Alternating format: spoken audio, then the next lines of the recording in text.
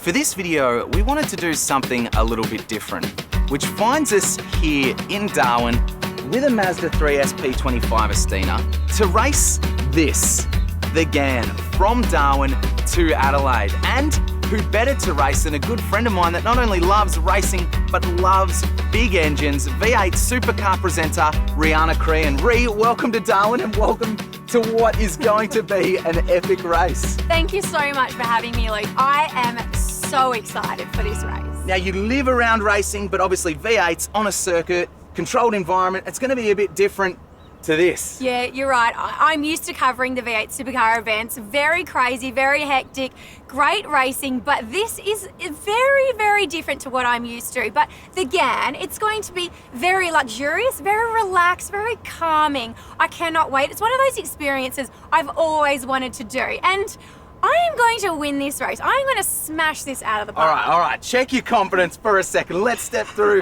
how this is going to work. So Rhi's going to be travelling on the Platinum service of the Ghan, which travels from Darwin to Adelaide in just 2.5 days via this blue line. And that trip is 2,979 kilometres in total, which means I've got less than 2.5 days to drive the Mazda 3 along the Stuart Highway.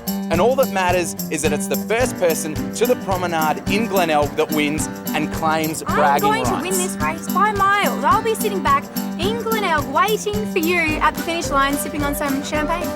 We'll see about that. I'm really looking forward to this challenge. And tomorrow, this race is on.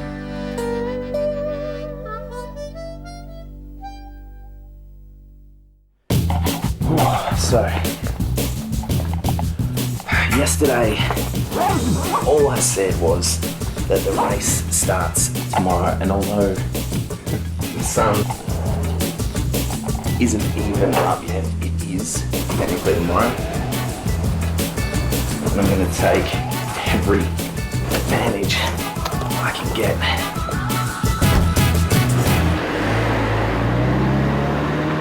Glenelg, 3,034 kilometres and the better part of 31 hours of driving time.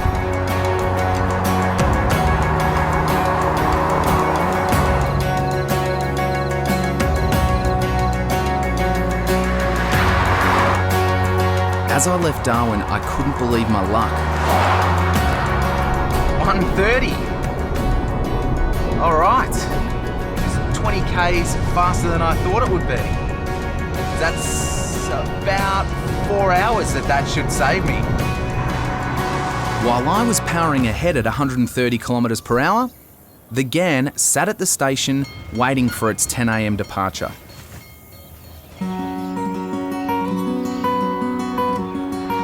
That sunrise. There's not one cloud in the sky. This is beautiful.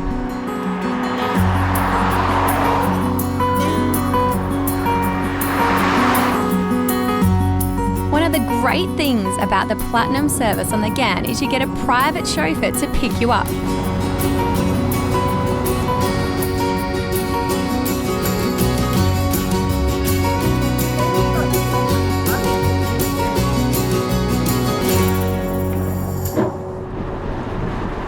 Just crossed over the train line, and I'm pretty sure, according to the time, Rhi still hasn't even left Darwin yet, so I'm building a pretty healthy lead already. I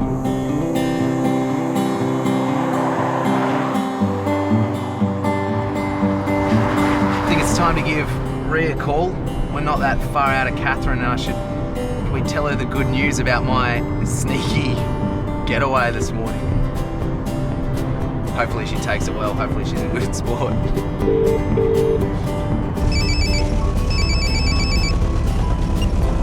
Hey Luke, how you going? Good, Rhi. How's life in the Platinum class on the Ghan? You'll never guess where I am. Where? I'm currently sitting in the locomotive. Good news for both of us then. If you're in the locomotive having fun, I just wanted to let you know that I'm just approaching Catherine now. What? Just approaching Catherine? How is that possible? I left a little bit earlier this morning. back up. This was not part of the rules. Well, you can check the tape, but all I said was that the race starts tomorrow. And We only left Darwin not long ago, so I'm way out of Catherine. This is not fair. This was not in the rule book. enjoy the locomotive, and I'll speak to you a bit later on. advantage car, bye! Gosh, that is... Yeah! Can we go any faster?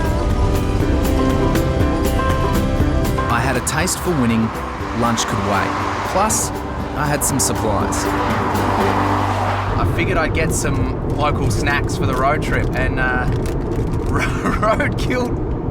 roadkill jerky, the bloody hot ring burner flavour seemed as good as any, so... Yeah, pretty hot.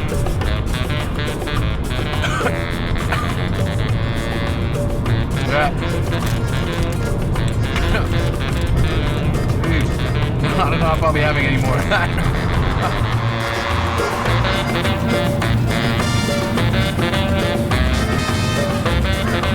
If you don't have a lot of water, I wouldn't suggest that as a in-car snack. Meanwhile, I was starving and I had nothing until the next stop. We got a kettle. You got a cup? No, I didn't bring a cup. Was I supposed to bring a cup? Makes it easier to drink a cup of tea, yeah. I've got a spare one if you're going.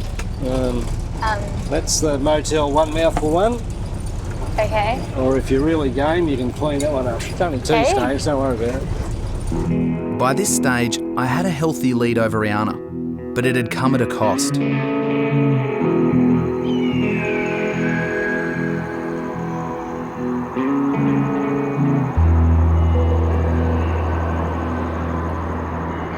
I haven't had a chance to stop for food yet. All I've had is an energy drink and, of course, that lovely roadkill jerky that I'm not finishing. So I'm starting to get pretty hungry right now, and I think the next town is Larimer in 75 k's. We eventually arrived in Catherine, and the Ghan staff had organised a special way for me to see one of Australia's natural wonders. Hey guys, so welcome to the Nitmiluk National Park. Now, this area here is home to the local Jawan people. They're the Aboriginal tribe which used to live out in this area.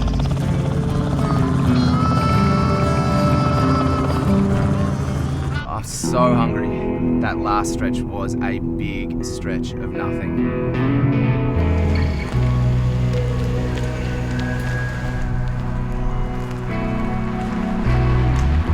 This is very bad.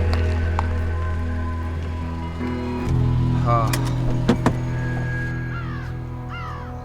It's not all bad news though. At least there's a toilet inside. Great.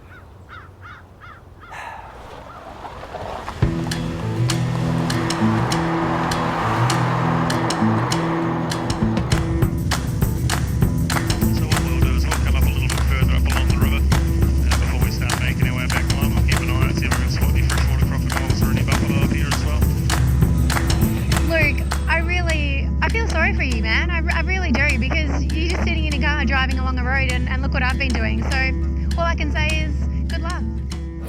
Eventually, I found a spot for lunch, the Daily Waters pub.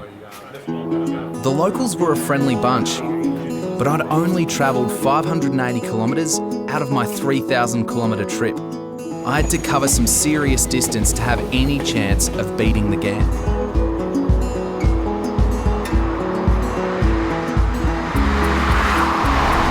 Beautiful sunset in the Northern Territory. Okay, so it's been a long, tiring day and miscalculated my food stop, but it is so nice being out here. I mean, it's incredibly vast and remote, but I don't know, there's something a little bit special about sort of feeling like you're the only person on the road. And in a place like this, it's pretty spectacular.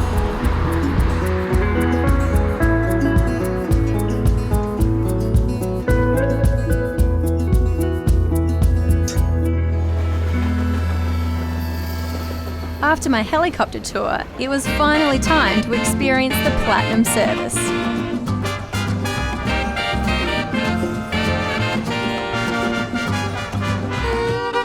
I arrived in Tennant Creek, and with the towns so few and far between, I had to grab whatever I could for dinner.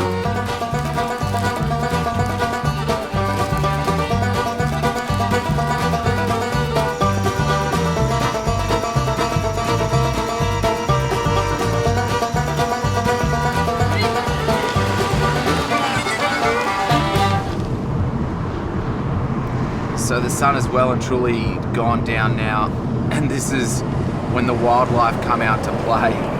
It actually becomes a little bit stressful driving at night and at speed too, because you're looking for kangaroos, and these are all unfenced cattle stations as well, so there are cattle scattered everywhere, and you keep seeing dead cattle on the side of the roads as a reminder that they will wander out.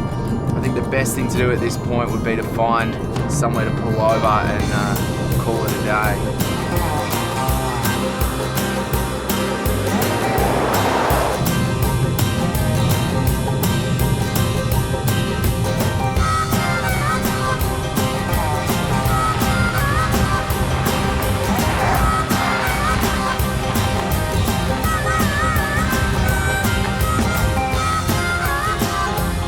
I set up camp for the night, feeling comfortable that I'd established a good lead.